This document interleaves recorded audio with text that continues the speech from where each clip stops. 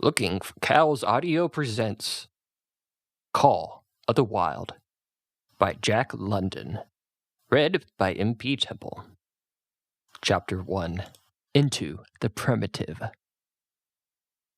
Old longing's nomadic leap, chafing a custom's chain, again from its brummel sleep, awakens the ferine strain. Buck did not read the newspapers, or he would have known that trouble was brewing, not alone for himself, but for every Tidewater dog, strong of muscle with warm, long hair from Puget Sound to San Diego, because men, groping in the Arctic darkness, had found a yellow metal, and because steamship and transportation companies were booming the find, thousands of men were rushing into the Northland. These men wanted dogs, and the dogs they wanted were heavy dogs with strong muscles by which the toil and furry coats protect them from the frost.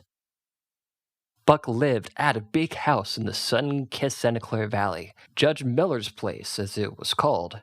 It stood back from the field, half hidden among the trees, which through the glimpse could be caught of the wide coal veneera that ran around its four sides.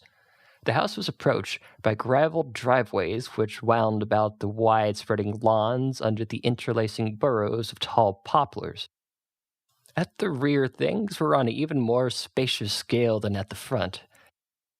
There were great stables, where a dozen grooms and boys held forth, rows of vine-clad servants' cottages, and an endless array of outhouses, long grape arbors, green pastures, orchards, and berry patches.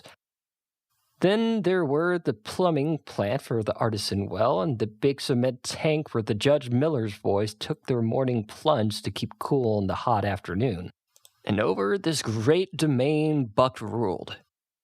Here he was born, and here he had lived under the 4 years of his life. It was true, there were other dogs. There could not but be other dogs in such vast a place, but they did not count. They came and went, resided in the populous kennels, or lived in obscurity in the recesses of the house after the fashion of the Toots, the Japanese pug, or Isabel, the Mexican hairless, strange creatures that rarely put nose out at the doors or set foot to the ground. On the other hand, there were the fox terriers, a score of them at least, who yelped fearless promises at the Toots and Isabel for looking out the window at them and protected by a legion of housemaids armed with brooms and mops. But Buck was neither a house dog nor a kennel dog. The whole realm was his. He plunged into the swimming tank or went hunting with the judge's sons. He escorted Molly and Alice and the judge's daughters on the long twilight or early morning rambles. On the wintry nights he lay at the judge's feet before the roaring library fire. He carried the judge's grandsons on his back, or rolled with them on the grass, and guarded their footsteps through wild adventures to the fountain in the stable yard, and even beyond, where the paddocks were, and the berry patches. Among the interiors he stalked imperviously, and Toots and Isabel he utterly ignored, for he was king over all the creeping, crawling, flying things of Judge Miller's place, humans included. His father, Elmo, a huge St. Bernard, had been the judge's inseparable companion. He was not so large. He weighed only 140 pounds, for his mother had been a Scotch shepherd dog. Nevertheless, 140 pounds, to which was added the dignity that comes of good living and universal respect, enabled him to carry himself in the right royal fashion. During the 4 years since his puppyhood, he had lived the life of a sated aristocrat. He had a fine pride in himself, and was even a trifle egotistical, as country gentlemen sometimes become because of their insular situation. But he had saved himself by not becoming a more pampered house dog. Hunting and kindred outdoor delights had kept down the fat and hardened to his muscles, and to him, as to the cold tubbing races, the love of water had been a tonic and a health preserver. And this was the manner of the dog Buck was in the fall of 1897, when the Klondike strike dragged men from all over the world into the frozen north. Buck did not read the papers, and he did not know that Manuel, one of the gardener's helpers, was an undesirable acquaintance. Manuel had one besetting sin. He loved to play Chinese lottery. Also, in his gambling, he had one besetting weakness: faith in a system, and this made his damnation certain. For to play a system requires money, while the wages of a gardener's helper do not overlap the needs of a wife and numerous progeny. The judge was at a meeting of the Raisin Growers Association, and the boys were busy organizing an athletic club on the memorable night of Manuel's treachery. No one saw him and Buck go off through the orchard on what Buck imagined was merely a stroll, and with the exception of a solitary man, no one saw them arrive at the little flagship known as College Park. This man talked with Manuel, a muddy chink between them. "You might wrap up the goods before you deliver 'em," the stranger said gruffly, and Manuel doubled a piece of stout rope between Buck's neck under the collar. "Twist it, and you'll choke 'em plenty," said Manuel, and the stranger grunted with a ready affirmative. Buck had accepted the rope with quiet dignity. To be sure, it was an unwanted performance, but he had to learn to trust in men he knew, and to give them credit for a wisdom that outreached his own. But when the ends of the rope were placed in the stranger's hands, he growled menacingly. He had merely intimated his displeasure, and his pride believing that to intimate was to command. But in his surprise, the rope tightened around his neck, shutting off his breath. In a quick rage, he sprung at the man who met him halfway, grappled him close by the throat, and with a deft twist threw him over his neck. Then the rope tightened mercilessly, while Buck struggled in a fury, with his tongue lolling out of his mouth and his great chest panting futilely. Never in all of his life had it been so vilely treated, and never in all of its life had he been so angry. But his strength ebbed, his eyes glazed, and he knew nothing when the train was flagged and the two men threw him into the baggage car. Next thing that he knew, he was dimly aware that his tongue was hurting, that he was being jolted along in some kind of conveyance. The hoarse shriek of a locomotive whistle a crossing told him where he was. He had traveled too often with the judge not to know the sensation of riding in a baggage car. He opened his eyes, and into one of them came the unbridled anger of a kidnapped king. The man sprang for his throat, but Buck was too quick for him. His jaws closed on the hand, nor did they relax until his senses were choked out of him once more. "It has fits," the man said, hiding his mangled hand from the bagman, who had been attracted by the sounds of the struggle. "I'm taking him up to the boss to Frisco. A crack doctor dog there thinks that he can cure him."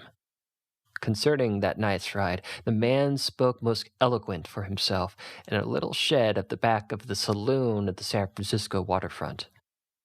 "All I said is get 50 for it," he grumbled. "I wouldn't do it over for 1,000 cold cash." His hand was wrapped in a bloody handkerchief, and the right trouser leg was ripped from knee to ankle. "How much did the other mug get?" the saloon keeper demanded. 100, was the reply. "Wouldn't take no less, so help me." "That makes 150, the saloon keeper calculated, "and he's worth it, or I'm a squarehead." The kidnapper undid the bloody wrappings and looked at his lacerated hand. "If I don't get the hydrophobia, it'll be because you was born to hang," laughed the saloon keeper. "Here, lend me a hand before you pull your fright," he added. Dazed, suffering intolerable pain from the throat and tongue, with the half-life throttled out of him, Buck attempted to face his tormentors, but he was thrown down and choked repeatedly until they succeeded in filling the heavy brass collar off his neck. Then the rope was removed, and he was flung into a cage-like crate. There he lay for the remainder of the weary night, nursing his wrath and wounded pride. He could not understand what it all meant. What did they want with him, these strange men? Why were they keeping him pent up in this narrow crate? He did not know why, but he felt oppressed by the vague sense of impending calamity. Several times during the night he sprang to his feet when the shed door rattled open, expecting to see Judge, or the boys at least. But each time, it was the bulging face of the saloon keeper that peered in at him by the sickly light of a tallow candle. And each time the joyful bark that trembled in Buck's throat was twisted into a savage growl. But the saloon keeper let him alone, and in the morning the 4 men entered and picked up the crate. More tormentors, Buck decided, for they were evil-looking creatures, ragged and unkempt, and he stormed and raged at them through the bars. They only laughed and poked sticks at him, which he promptly assailed with his teeth until he realized that's what they wanted. Whereupon he lay down soundly and allowed the crate to be lifted into a wagon. Then he, and then the crate in which he was imprisoned, began a passage through many hands. Clerks in the express office took charge of him, and then he was carted into another wagon. A truck carried him with an assortment of boxes and parcels. Upon a ferry steamer, he was trucked off the steamer and into a great rail depot. And finally he was deposited into an express car. For 2 days and nights, this express car was dragged along at the tail of shrieking locomotives, and for 2 days and nights Buck neither ate nor drank. In his anger, he had met the first advances of the express managers with growls, and they had retaliated by teasing him. When he flung himself against the bars, quivering and frothing, they laughed at him and taunted him. They growled and barked like detestable dogs, mewed and flapped their arms and crowed. It was all very silly, he knew, but therefore the more outrage to his dignity, and his anger waxed and waxed. He did not mind the hunger so much, but the lack of water caused him severe suffering and faned his wrath to fever pitch. For that matter, high-strung and finely sensitive, the ill treatment had flung him into a fever, which was fed by the inflammation of his parched and swollen throat and tongue. He was glad for one thing that the rope was off his neck, that he had given them an unfair advantage, but now that it was off, he would show them. They would never get another rope around his neck. Upon that he was resolved. For 2 days and nights he neither ate nor drank, and during those 2 days and nights of torment he accumulated a fund of wrath that boded ill for whoever fell first foul of him. His eyes turned bloodshot, and he was metamorphosized into a raging fiend. So changed was he that Judge himself would not have recognized him, and the express messengers breathed with relief when they bundled him off the train at Seattle. 4 men gingerly carried the crate from the wagon into a small, high-walled backyard. A stout man with a red sweater that sagged generously at the neck came out and signed the book for the driver. That was the man, Buck divined, the next tormentor, and he hurled himself savagely against the bars. The man smiled grimly and brought a hatchet and a club. "You gonna take him out now?" the driver asked. "Sure," the man replied, driving the hatchet into the crate for a pry. There was an instantaneous gathering of the 4 men who had carried it in, and from the safe perches on top of the wall they prepared to watch the performance. Buck rushed at the splintering wood, sinking his teeth into it, surging and wrestling with it. Wherever the hatchet fell on the outside, he was there on the inside, snarling and growling, as furiously anxious to get out as the man in the red sweater was calmly intent on getting him out. "Now, you red-eyed devil," he said, when he had made an opening sufficient for the package of Buck's body, at the time that he dropped the hatchet and shifted the club to his right hand. And Buck was truly a red-eyed devil, as he drew himself together for the spring, hair bristling, mouth foaming, a mad glitter in his bloodshot eyes. Straight at the man he launched his 140 pounds of fury, surcharged with the pent passion of 2 days and nights. In midair, just as his jaws were about to close on the man, he received a shock that checked his body and brought his teeth together with an agonizing climp. He whirled over, fetching the ground and his back inside. He had never been struck by a club in his life and did not understand. With a snarl that was part bark and more scream, he was again on his feet and launched into the air. And again the shock came, and he was brought crushingly to the ground. This time he was aware that it was the club, but his madness knew no caution. 12 times he charged, and as often the club broke the charge and smashed him down. After a particularly fierce blow, he crawled to his feet, too dazed to rush. He staggeringly limped about, the blood flowing from his nose and mouth and ears. His beautiful coat sprayed and flickered with blood slaver. Then the man advanced and deliberately dealt him a frightful blow in the nose. All the pain he had endured was nothing compared to the exquisite agony of this. With the roar that was almost lion-like in his ferocity, he again hurled himself at the man. But the man, shifting the club from right to left, coolly caught him by the underjaw, all at the same time wrenching downward and backward. Buck described it as a complete circle in the air and half of another, and then crashed to the ground on his head and chest. For the last time he rushed. The man struck the shrewd blow that he purposely withheld for so long, and Buck crumpled up and went down, knocked utterly senseless. "He's no slouch dog barking, what I say," one of the men on the wall cried enthusiastically.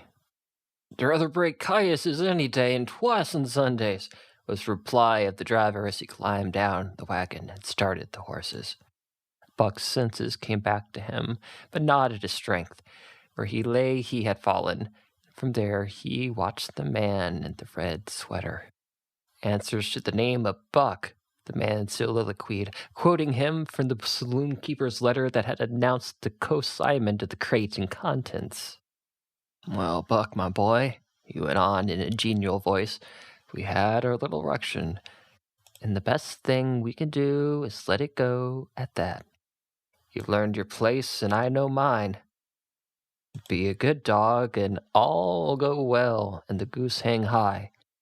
Be a bad dog, and I'll whale the stuffing out of you. Understand?" As he spoke, he fiercely patted the head he had so nervously pounded, and though Buck's hair involuntarily bristled at the touch of the hand, he endured it without protest. When the man brought him water, he drank it eagerly, and later bolted a ginger's meal of raw meat chunk by chunk from the man's hand. He was beaten, he knew that, but he was not broken. For he saw once and all that he stood no chance against a man with a club. He had learned the lesson, and in all of his afterlife he never forgot it. The club was a revelation. It was his introduction to the reign of primitive law, and he met the introduction halfway. The facts of life took on a fiercer aspect, and while he faced that aspect uncowed, he faced it with all the latent cunning of his nature aroused. As the days went by, other dogs came, in crates at the end of ropes, some docilely, and some raging and roaring as he had come, and one and all he watched them pass under the dominion of the man in the red sweater. Again and again, as he looked at each brutal performance, the lesson was driven home to Buck. A man with a club was a lawgiver, a master to be obeyed, though not necessarily conciliated. Of this last Buck was never guilty, though he did see beaten dogs that fawned upon the man and wagged their tails and licked his hand. He also saw one dog that would neither conciliate nor obey, finally killed in the struggle for mastery. Now and again men came, strangers, who talked excitedly, leadingly, and into all kinds of fashion to the man in the red sweater. And at such times that money passed between them, the strangers took one or more of the dogs away with them. Buck wondered where they went, for they never came back. But the fear of the future was strong upon him, and he was glad each time when he was not selected.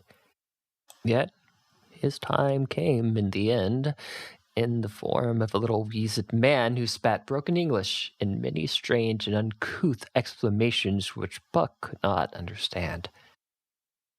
"That one damn bully dog. How much?"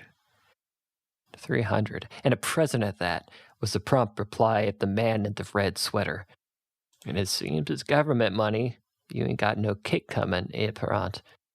Parent grinned. Considering the price of dogs had been boomed skyward by the unwanted demand, it was not unfair sum for so fine of an animal. The Canadian government would be no loser, nor would its dispatches travel the slower. Parent knew dogs, and when he looked at Buck, he knew that he was 1 in 1,000. 1 in 10,000, he commented mentally. Buck saw money pass between them, and was not surprised when Curly, a good-natured Newfoundland, and he were led away by the little weazened man. That was the last he saw of the man in the red sweater. And as Curly and he looked at receding Seattle from the deck of the Narwhal, it was the last time he saw the warm Southland. Curly and he were taken down below by Perrault and led over to a black-faced giant called Francois. Perrault was a French-Canadian and swarthy. Francisque was a French-Canadian half-breed and twice as swarthy. They were a new kind of men, the Buck, of which he was destined to see how many more. And while he developed no affection for them, he nonetheless grew honest to respect them. He speedily learned that Perrault and Francois were fair men, calm and impartial in administrating justice, and too wise in the ways of dogs to be fooled by dogs. In between decks of the Narwhal, Buck and Curly joined 2 other dogs. One of them was a big, snow-white fellow from Spitzbergen who had been brought away by a whaling captain, and who had later accompanied a geological survey into the Barrens. He was friendly in a treacherous sort of way, smiling into one's face the while he meditated some underhand trick, as for instance, when he stole from Buck's food at the first meal. As Buck sprang to punish him, the last of Francois' whip snapped through the air, reaching the culprit first, and nothing remained to Buck but to recover the bone. That was fair of Francois, he decided, and the half-breed began his rise in Buck's estimation. The other dog made no advances, nor received any, also. He did not attempt to steal from the newcomers. He was a gloomy, morose fellow, and he showed Curly plainly that all he desired was to be left alone, and further, that there would be trouble if he were not left alone. Dave, as he was called, he ate and slept and yawned between times, and took interest in nothing. Not even when the Narwhal crossed Queen Charlotte sounded, rolled, and pitched and bucked like the thing possessed. When Buck and Curly grew excited, half wild with fear, he raised his head as though annoyed, favored them with an incurious glance, yawned, and went to sleep again. Day and night the ship throbbed to the tireless pulse of the propeller, and though one day was very like another, it was apparent to Buck that the weather was steadily growing colder. At last, one morning, the propeller was quiet. The Narwhal was pervaded with an atmosphere of excitement. He felt it, as did the other dogs, and knew that change was at hand. Francois leased them and brought them on deck. At the first step upon the cold surface, Buck's feet sank into a white, mushy something very much like mud. He sprang back with a snort.